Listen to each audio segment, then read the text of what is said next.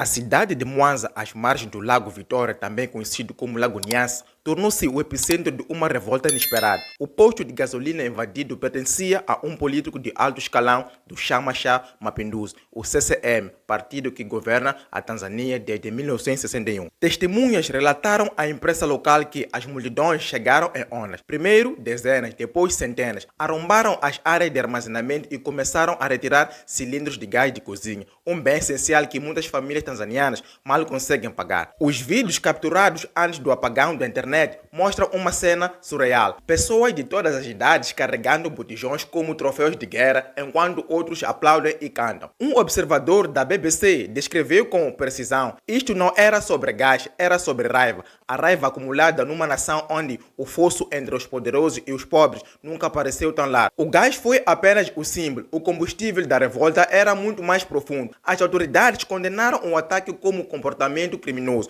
mas para muitos tanzanianos aquilo representava algo diferente. Representava a quebra de um pacto social, representava o momento em que cidadãos comuns decidiram que, se o sistema não os servia, eles tomariam o que precisavam por conta própria. A invasão rapidamente se transformou em fenômeno nacional. Nas redes sociais, o hashtag Recompensa do Povo viralizou antes de ser silenciado pelo governo. O que começou como o ato isolado tornou-se o estopim de protestos massivos em Dar es Salaam, Arusha e outras grandes cidades. Para entendermos a invasão, precisamos voltar algumas horas. Na manhã de 29 de outubro, a Tanzânia realizou eleições gerais. O resultado oficial chocou até os mais céticos. A presidente Samia Suluhu Hassan, primeira mulher a liderar o país, venceu com 97,6% dos votos. Seu partido varreu todas as circunscrições. Em Zanzibar, o incumbente Hussein Mwinyi obteve quase 80%, número que nem as ditaduras mais descaradas ousaram anunciar. Em seu discurso de vitória, Samia elogiou as forças de segurança por garantirem que a violência não impedisse a votação,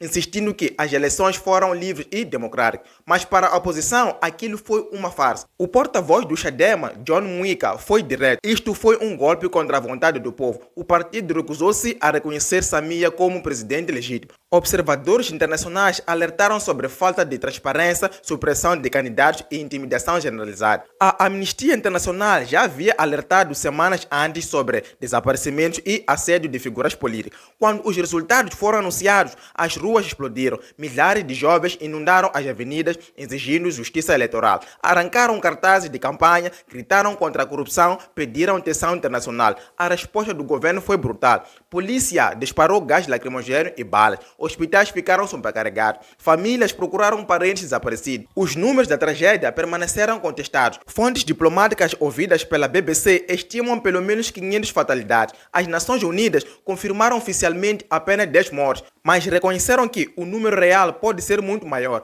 Verificar essas cifras tornou-se impossível porque a Tanzânia mergulhou na escuridão digital. O governo tanzaniano implementou um apagão total da internet. Comunicação, documentação, responsabilização, tudo se tornou impossível. Hospitais receberam ordens de não divulgar número de casualidades. Jornalistas foram presos. Em muitos lares, o silêncio tornou-se a única linguagem restante. Figuras da oposição relatam invasões noturnas, prisões secretas e sepulturas não marcadas. Um oficial do Chadema disse à BBC: eles vêm à noite, levam nossos membros e ninguém sabe para onde vão. As autoridades negam, insistindo que incidentes estão sendo exagerados. Mas para famílias que acordam com casas vazias, o silêncio da noite carrega mais significado do que declarações oficiais. A crise não ficou contida nas fronteiras. No posto fronteiriço de Taveta Olila, entre Quênia e Tanzânia, o comércio praticamente parou. Sistemas alfandegários dependentes de internet entraram em colapso. Caminhões ficaram retidos. Comerciantes quenianos perderam milhões em dias. A Emirates suspendeu voos para Dar es Salaam, citando agitação civil. Nas ruas, lojas fecham cedo. O turismo em Zanzibar despencou. Mercados relataram escassez de alimentos. Pequenos negócios perderam sua única fonte de renda.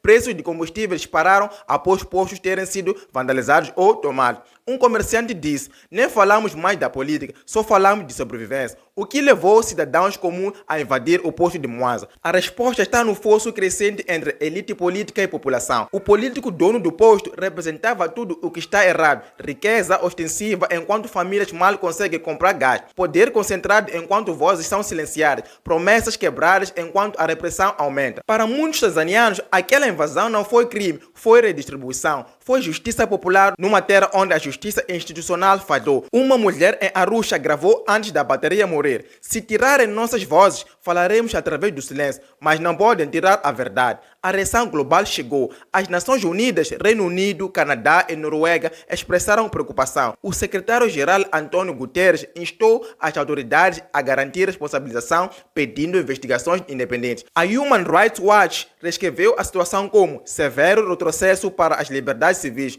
Organizações regionais como a União Africana pediram calma e diálogo, embora críticos digam que suas respostas foram cautelosas demais. A presidente Samia encontra-se no coração de uma tempestade que prometeu acalmar. Quando assumiu em 2021, muitos a saudaram como reformador, mas críticos agora a acusam de trilhar o mesmo caminho de repressão que jurou acabar. Para o povo tanzaniano, esta crise não é sobre partidos ou slogans, é sobre dignidade, sobre pais que se perguntam se filhos voltarão para casa, sobre estudantes cujas universidades estão fechadas, sobre trabalhadores sem salários, como um taxista de Dar es Salaam diz: votamos, mas parece que nunca votamos, agora só queremos viver. A Tanzânia sempre foi considerada uma das democracias mais estáveis da África. A história mostra que nações se recuperam através de diálogo, não da negação. A África do Sul fez isso, Ruanda fez isso e o Quênia também fez isso. A Tanzânia também pode, mas apenas se confrontar às suas próprias sombras. A história da Tanzânia ainda está sendo escrita. Seu próximo capítulo dependerá se seus líderes escolhem orgulho ou paz, controle ou compaixão, porque a medida de uma nação não é como ela vence eleições,